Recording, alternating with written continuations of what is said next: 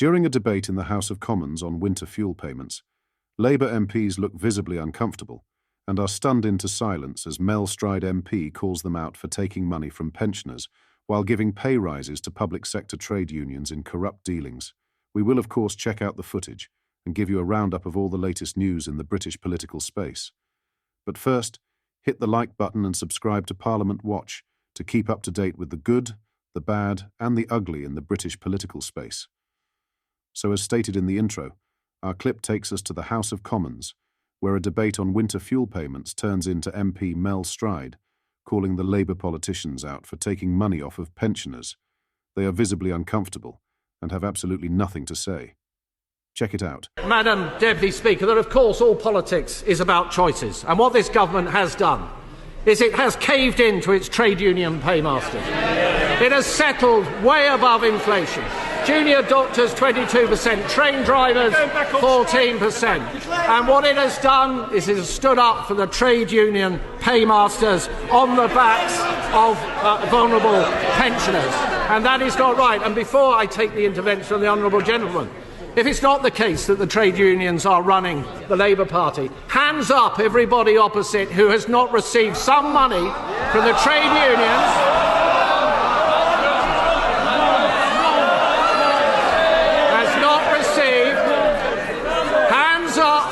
Anybody who has not received money from the trade unions for their campaigning or their private office. One person, Madam Deputy Speaker. Therein lies the truth. The truth about who is running the Labour Party. I mean, Stride does have a point, and it's quite interesting to see how they all have nothing to say as it's the truth being told to them. What are your thoughts on it? Let me know in the comments. In other political news, Prime Minister Keir Starmer has promised the UK will not return to free movement during an address on resetting the UK's relations with the EU in Brussels. During his speech, the PM declared there will be issues which are difficult to resolve and areas on which Britain will stand firm. Starmer told the conference, there will be no return to freedom of movement, no return to the customs union, and no return to the single market. But we will find constructive ways to work together and deliver for the British people.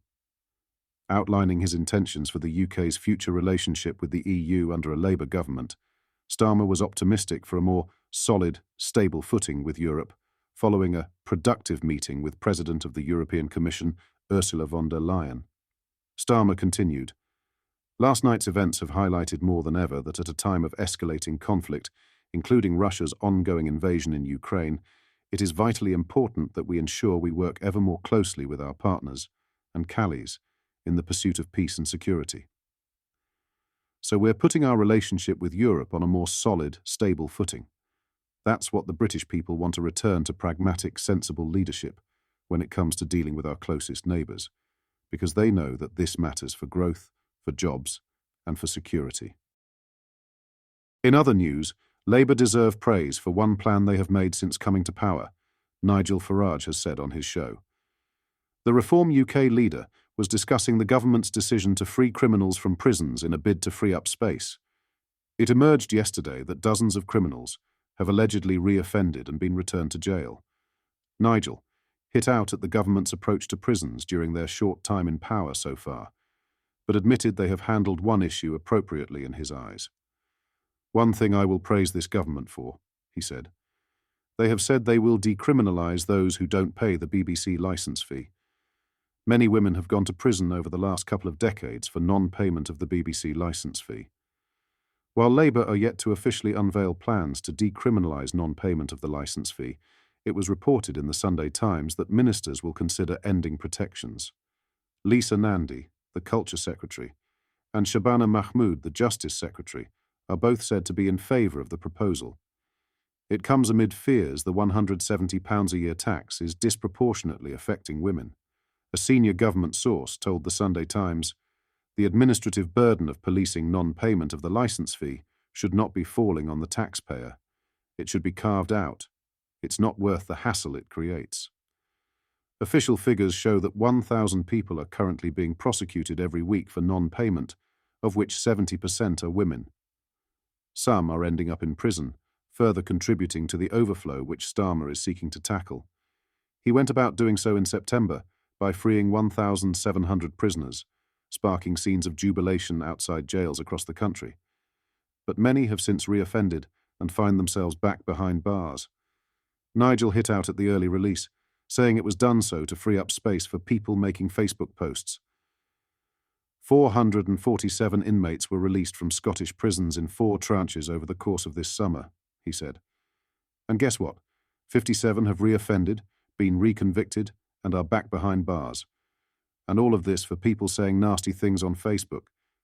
This is terrible. Lastly, Keir Starmer has announced the UK is giving up sovereignty of the Chagos Islands to Mauritius.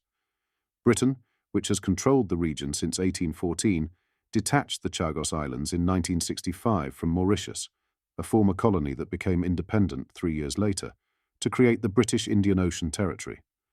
The announcement, made in a joint statement by the British and Mauritian Prime Ministers on Thursday, ends decades of often tense negotiations between the two countries over the islands.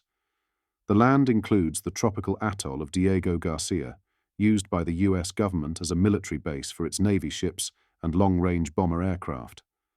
The base, used between the UK and US, will remain on Diego Garcia, is a key factor enabling the deal to go forward at a time of growing geopolitical rivalries in the region between Western countries, India and China. Now, the UK government said it would recognise the sovereignty of Mauritius over the Chagos Islands under a new agreement, which also secures the rights of Britain to operate a military base at Diego Garcia for at least the next 99 years. A joint statement from Sir Keir Starmer and Mauritius PM Pravind Jugnauth said, "Following 2 years of negotiation, this is a seminal moment in our relationship and a demonstration of our enduring commitment to the peaceful resolution of disputes and the rule of law." The Foreign Office said the status of the base will be undisputed and legally secure following a political agreement between the two countries. Foreign Secretary David Lammy said, "Today's agreement secures this vital military base for the future." Speaking last year, former Prime Minister Boris Johnson stressed the relationship between Britain and the US, with it used as a base during the First and Second Gulf Wars, as well as the Allied invasion of Afghanistan. The former Conservative Party leader said, "The Americans don't give us crucial nuclear secrets just because they love little old England. They don't share intelligence because they adore our quaint accents. We have a great and indispensable relationship because we have important things to offer, including Diego Garcia." Who knows what happens if we give up sovereignty?